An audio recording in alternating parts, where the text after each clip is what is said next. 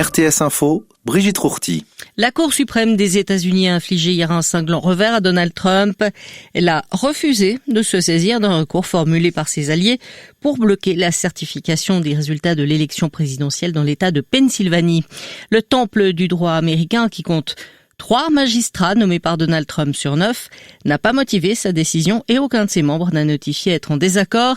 Le président républicain sortant, plus d'1 mois après l'élection, refuse toujours de concéder sa défaite face au démocrate Joe Biden. Un accident d'hélicoptère survenu hier soir en Savoie, 1800 mètres d'altitude, a fait 5 morts et 1 blessé, le pilote.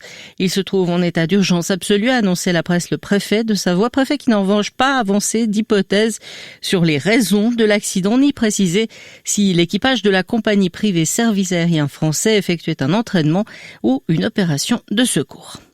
En France toujours, le parquet national financier a requis hier 4 ans de prison, dont 2 avec sursis à l'encontre de l'ancien président de la République Nicolas Sarkozy, jugé pour corruption et trafic d'influence dans l'affaire dite des écoutes. L'accusation a demandé les mêmes peines pour l'ancien haut magistrat Gilbert Azibert, ainsi que pour Thierry Herzog, avocat historique de l'ancien chef de l'État, demandant pour ce dernier qu'elle soit assortie de 5 ans d'interdiction professionnelle.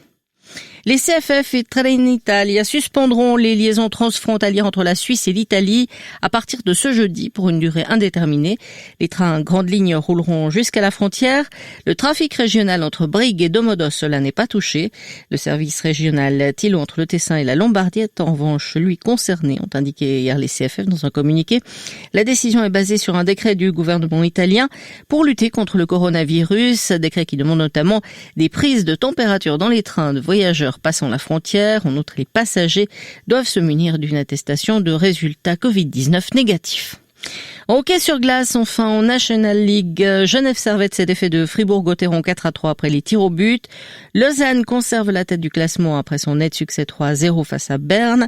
Ambri-Piotta a dominé Davos 6-2 et en Swiss League, succès de la Chaux-de-Fonds 5-3 sur Grasshopper. Ajoa a battu Turgovie 1-0 et Sierre s'est imposé à Langenthal 6-2.